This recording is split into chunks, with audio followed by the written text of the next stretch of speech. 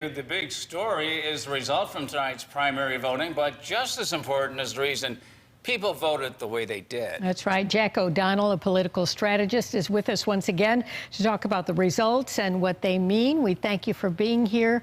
Big win for Kathy Hochul tonight on the Democratic side. What did she do right here?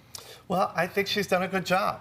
She had a good budget, right? A lot to run on, money for education, money for health care. A lot of money, yeah. A lot of money, which always helps in politics, right?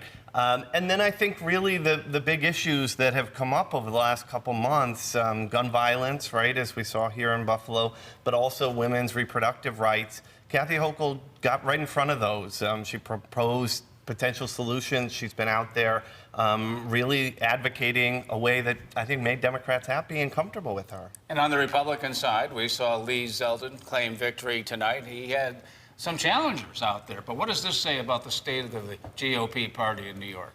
Well, you know, Zeldin is an accomplished congressman. As a member of Congress, he was a big Trump supporter. I think that's a big indication of where the Republican Party is. But I also think the Republican Party kind of went with the establishment, right? We saw him with a lot of endorsements across the state. We saw the state chair with him tonight, who endorsed him, a lot of state and county chairs. The Conservative Party endorsed him. That's telling. That's telling. Now, you mentioned the Conservative Party endorsement. Let's look at November. Now, we have Hochul against Zeldin. What do you think?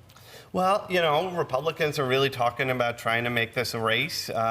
We see a lot of the national issues, the price of gas, inflation, foreign affairs, all these issues, and sort of the inability of Democrats to get anything done in Washington. The Conservative Party endorsement can certainly help on the Republican side. It certainly helps. At the end of the day, there's still a lot more Democrats than there are Republicans and conservatives combined.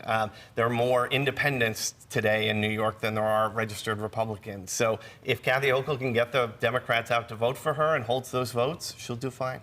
Let's take a look at a local race, the Erie County Clerk's race. You have a Democrat running on the Republican line and a Republican running on the Democratic line, if you can follow all of that. What do you think of Hartman's win tonight? Only Erie County, right? I think it was a convincing win for Melissa Hartman tonight. I'm not surprised she won. I'm a little surprised by her margin. That puts her in a good position going forward. But at the same time, right, we talked about Republicans and conservatives. If you could be the Republican and conservative candidate and get 30% of the Democratic vote, you're going to win. So there's some silver lining for Mickey Kearns. And name recognition as well. And name recognition as well. Let's talk about turnout very briefly here. Low voter turnout as far as we know. We don't have exact numbers yet.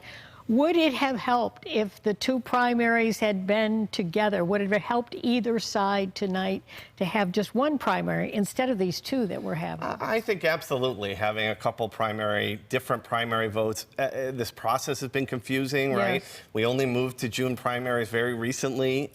The fact that there have been all these different court cases, I think it is confusing. And I think when you don't have a lot of local races, right? We're talking about a clerk's race, and that's the marquee race in Erie County.